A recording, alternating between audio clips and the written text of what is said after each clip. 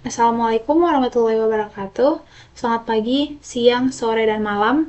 Perkenalkan, saya Gaita Safia dengan NPM 140610230031 dari program studi S1 Statistika Universitas Pajajaran.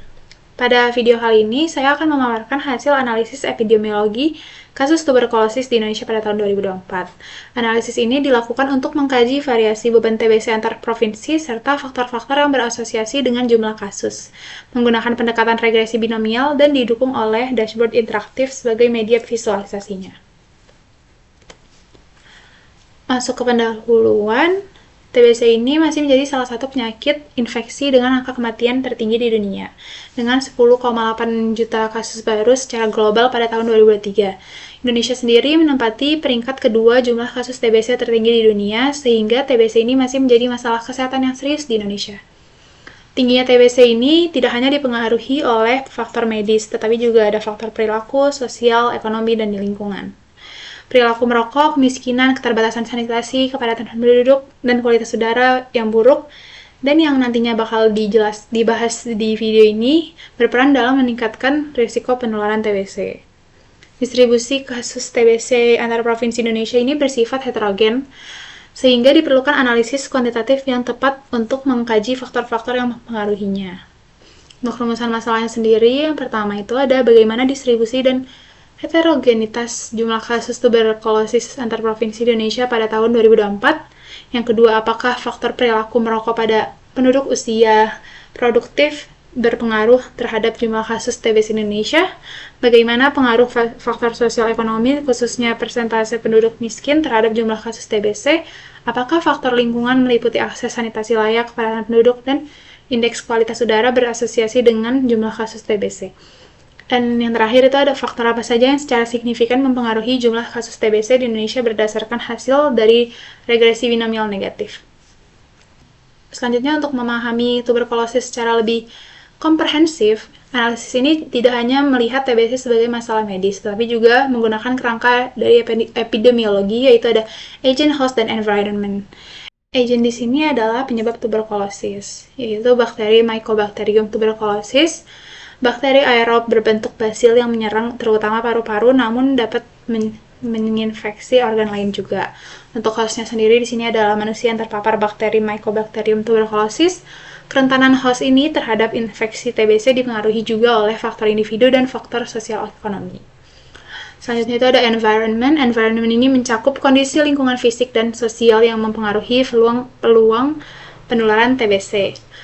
Faktor lingkungan yang dikaji dalam penelitian ini meliputi akses sanitasi layak dan kepadatan penduduk. Ketiga komponen tersebut merupakan komponen yang saling berhubungan membentuk segitiga epidemiologi, di mana perubahan pada salah satu unsur dapat mempengaruhi peluang terjadinya penyakit.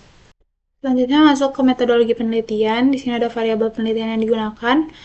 Yang pertama itu ada Y, jumlah kasus TBC, X1 persentase penduduk yang merokok dalam sebulan terakhir, X2 persentase penduduk miskin, X3 persentase rumah tangga yang memiliki akses terhadap sanitasi layak, X4 kepadatan penduduk, X5 indeks kualitas udara.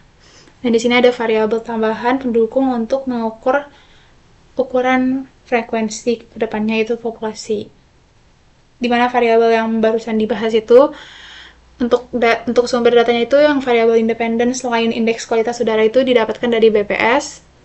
Untuk indeks kualitas udara sendiri didapatkan dari Kementerian Lingkungan Hidup dan Kehutanan. Variabel dependennya atau jumlah kasus TBC-nya itu didapatkan dari Kementerian Kesehatan Republik Indonesia. Untuk analisis yang akan digunakan pada penelitian ini ada 3, yaitu ukuran frekuensi, ukuran asosiasi, dan binomial negatif. Ukuran frekuensi ini dalam epidemiologi digunakan untuk menggambarkan besarnya beban penyakit dalam populasi. Salah satu ukuran penting adalah prevalensi. Dan di sini yang bakal digunakan adalah prevalensi yang menunjukkan proporsi individu dalam populasi yang memiliki penyakit pada satu titik waktu tertentu atau periode tertentu. Selanjutnya ada ukuran asosiasi. Ukuran asosiasi ini digunakan untuk menilai kekuatan hubungan antara paparan dan outcome-nya dalam studi observasional. Dalam studi cross-sectional, 2 ukuran yang sering dipakai ini adalah prevalence ratio dan prevalence odds ratio. Untuk selanjutnya itu ada binomial negatif. Binomial negatif ini merupakan regresi yang digunakan untuk menganalisis data cacah ketika asumsi equidispersi pada model kosong tidak terpenuhi. Pada model Poisson, variance diasumsikan sama dengan nilai rataan. Dan di sini nanti bakal dicek dispersinya juga. Setelah menjelaskan latar belakang, data, dan metode analisis yang digunakan, selanjutnya saya akan memaparkan hasil analisis epidemiologi tuberkulosis pada tahun 2024. Dan untuk memudahkan pemahamannya, hasil analisis tersebut disajikan melalui dashboard interaktif yang menampilkan distribusi beban TBC antar provinsi serta hasil analisis statistik secara visualnya. Jadi di dashboard ini saya telah membuat 5 section.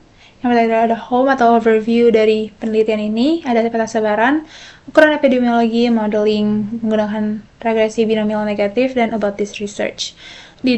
Mulai dari home-nya dulu atau overview-nya, di sini ada total kasus TBC di 2024 yaitu sebesar 1.091.998 dengan rata-rata kasus per provinsinya itu 32.117 dengan mediannya sebesar 16.543 dan rentang kasusnya yang terendah itu ada 3.537 dengan tertingginya itu 234.710.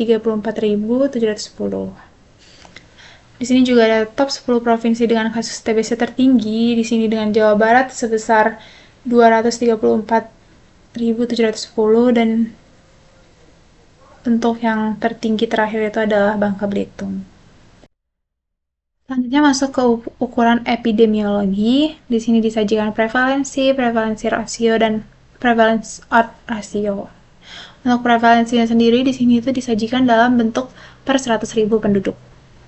Untuk pertama itu prevalensi itu dihitung dengan membagi kasus TBC baik yang baru maupun yang lama per populasi pada satu wilayah tersebut. Untuk prevalensi di Indonesia ini sebesar 0,388 yang artinya dari 100.000 penduduk di Indonesia terdapat 388 orang yang terkena TBC.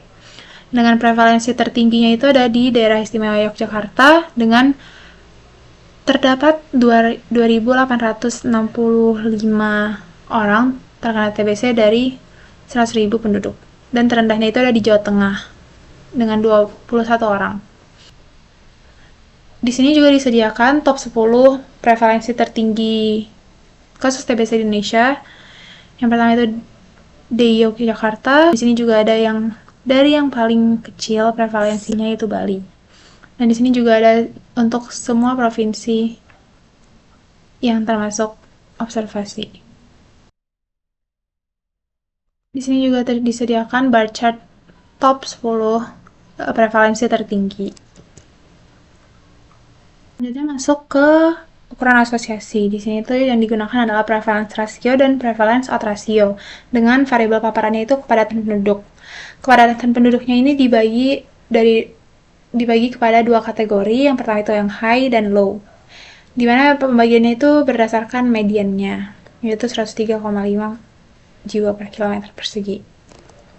Untuk prevalence rasionya itu didapatkan hasil 0,909 dengan confidence intervalnya itu 0,905 sampai 0,913. Nilai prevalence rasio ini kurang dari 1 yang menunjukkan bahwa provinsi dengan kepadatan penduduk lebih tinggi memiliki prevalence TBC lebih rendah dibandingkan provinsi dengan kepadatan penduduk lebih rendah. Hal serupa juga ditunjukkan oleh prevalence odd ratio yang sebesar 0,908. Prevalence odd ratio yang kurang dari 1 ini mengindikasikan bahwa peluang terjadinya TBC pada provinsi dengan kepadatan penduduk tinggi lebih kecil daripada provinsi dengan kepadatan penduduk rendah. Selanjutnya masuk ke bagian modeling. Jadi data ini pertama dicek dulu over dispersinya dan didapatkan di sini dispersion Pearson-nya itu sebesar 28.000 sekian yang nilainya ini jauh lebih dari 1 yang artinya mengindikasikan adanya overdispersi. Karena adanya overdispersi, jadinya regresi binomial negatif ini lebih cocok daripada regresi Poisson. Dan untuk perbandingan Poisson antara Poisson dan negatif binomial juga dilakukan di sini menggunakan AIC. AIC-nya ini pada Poisson ini sangat besar yang mengindikasikan tidak kesesuaian model terhadap data yang disebabkan oleh overdispersi. Selanjutnya estimasi parameter dan didapatkan di sini parameter untuk datanya itu adalah sebagai berikut. Dan di sini juga ada incidence rate rasionya yang menggambarkan perubahan relatif pada rata-rata jumlah kasus TBC akibat peningkatan satu unit variabel indikator. dengan asumsi variabel lain konstan. Dan untuk model akhir regresi binomial negatifnya adalah sebagai berikut. Baik, untuk kesimpulan dari hal-hal yang sebelumnya dibahas, distribusi kasus tuberkulosis di Indonesia ini menunjukkan heterogenitas yang sangat tinggi antar provinsi, dengan perbedaan rate TBC-nya yang mencolok antara wilayah dengan beban tertinggi dan terendah. Pola ini menegaskan bahwa TBC tidak tersebar merata, melainkan terkonsentrasi pada provinsi tersebut, sehingga pendekatan pengendalian perlu disesuaikan dengan karakteristik wilayah.